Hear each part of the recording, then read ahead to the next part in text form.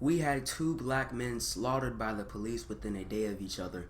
In Falcon Heights, Minnesota, a black man by the name of Philando was pulled over along with his girlfriend and her 4-year-old daughter. They were pulled over for a busted taillight. Now Castile, he was armed with a licensed gun and he made this clear to the officer. But when Castile tried to pull out his driver's license and registration, he was shot out of nowhere 4 times by the officer. Castile's girlfriend started filming the encounter and live streaming it to Facebook after Castile was shot. So, take it away. Stay with me. We got pulled over for a busted tail light in the back. And the police just, he's covered. They killed my boyfriend. He's licensed, he's licensed to carry. He was trying to get out his ID and his wallet out his pocket, and he let the officer know that he had a firearm and he was reaching for his wallet, and the officer just shot him in his arm. We're waiting for a back. I will, sir. No worries. I will. Fuck! He just shot his arm off. We got pulled over on Larpener. I told him not to reach for it. I told him to get his hand out. You told him to get his ID, sir, and his driver's license. Oh my God, please don't tell me he's dead. Please don't tell me my boyfriend just went like that. Just keep your hands where they are, please. Yes, I will, sir. I'll keep my hands where they are. Please don't tell me this, Lord. Please, Jesus, don't tell me that he's gone. Please don't tell me that he's gone. Please, officer, don't tell me that you just did this to him. You shot 4 bullets into him, sir. He was just getting his license and registration, sir. Get the female passenger out. Ma'am, exit the car right now with your hands up. Let me see your hands. Exit now. Keep them up. Keep them up. Face Where's my daughter? You got my daughter? Face away from me and walk backwards. Walk backwards towards me. Keep walking. Backwards. Keep walking. Keep walking. Keep walking. Get on your knees. Get on your knees.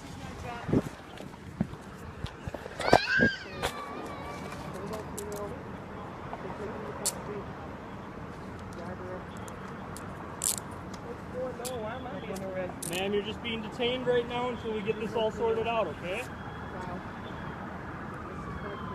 They threw my phone, Facebook.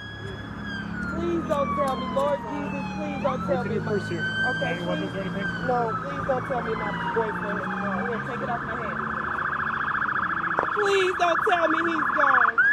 Please, Jesus, no! He followed the officer's orders. He even told the officer ahead of time that he was armed with a licensed gun.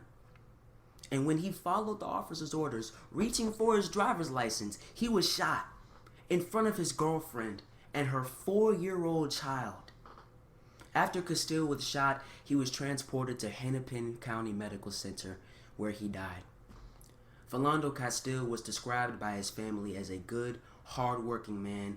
In the video, his girlfriend told the officers he wasn't a gang member. He didn't have any prior record of breaking the law. He was a good, rule-following, stand-up man slaughtered by the police.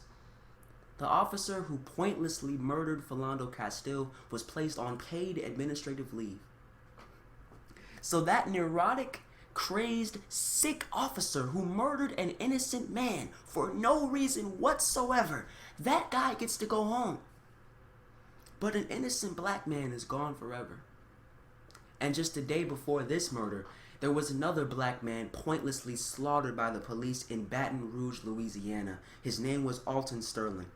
He was selling CDs outside of a convenience store, and he was carrying a gun illegally.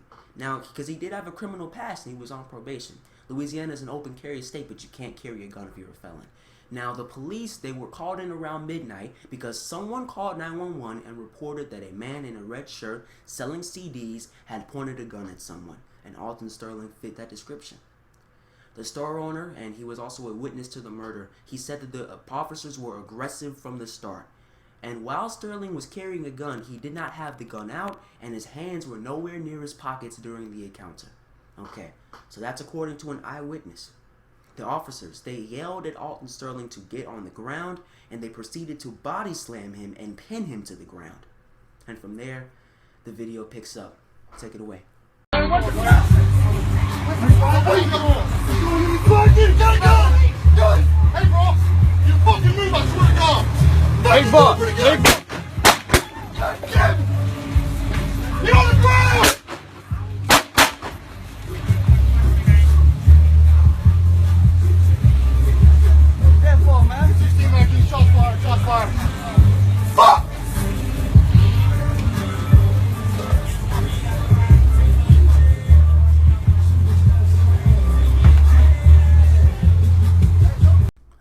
is fully pinned to the ground.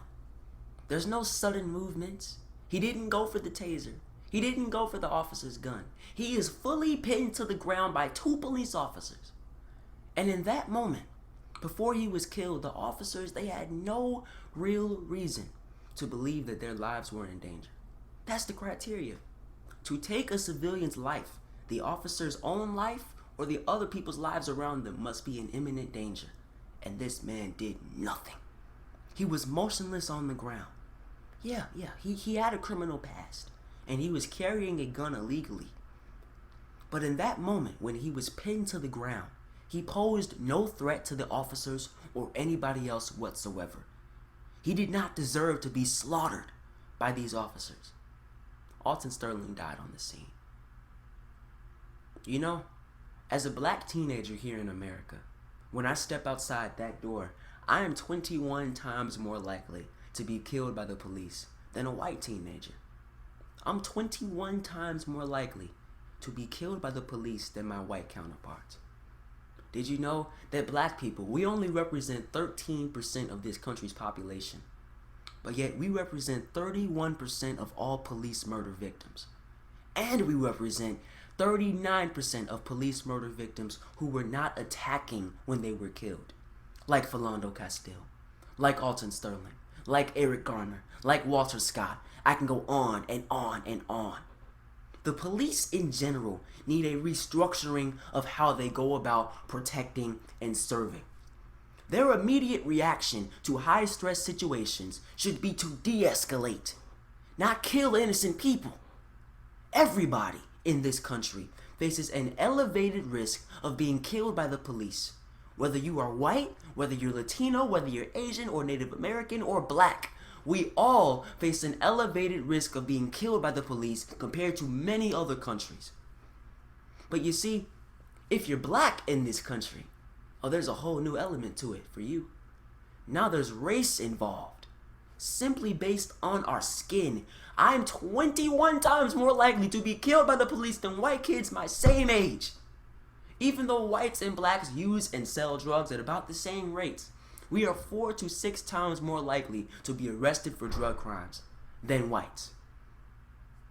Here's the deal, man. I'm not saying every police officer is a bad guy. In fact, most police officers protect and serve communities valiantly, and they should be commended for their service. But there are some police officers, when they look at black people and white people, they automatically are forming clear pictures of who those people are. When some police officers look at me, they will automatically see a drug dealer, or a gang member, or a delinquent, or all of the above. So even when I do nothing wrong, when I follow all of their instructions, like Philando Castile, that won't matter. Some police officers will still kill me. That's a fact. That's why every time I encounter a police officer, my heart, it starts racing, my palms get sweaty, because I know that I stand an elevated chance of being killed. All my dreams, all my aspirations, all the opportunities standing right here in front of me, it's gone in a split second, simply because I'm black. And I don't know if that will ever end. America was founded as a racist country. The main point of breaking away from the UK was to maintain slave trade. The whole point of the Second Amendment was to arm slave militias. This country was built on my ancestors' labor. For nearly a century, my race was considered 3/5 of a person. And for nearly 2 centuries, the law treated us like 3/5 of a person. That whole thing doesn't just completely go away. There will be a racist element in this country for the foreseeable future. We can't really control that. But what we can do is control the way that our police go about policing. And I'm not just talking about body cameras or demilitarization. I'm talking about a complete shift in police training and tactics. Their first thought should not be to shoot or to body slam or to tase. Their first thought should be to de-escalate. To actually try talking through this situation for once.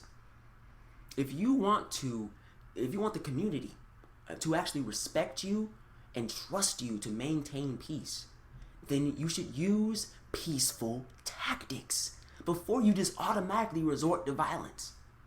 That calls for a complete shift in the way we train our police forces. But if you're truly trying to root out this problem, this epidemic, that's what needs to be done.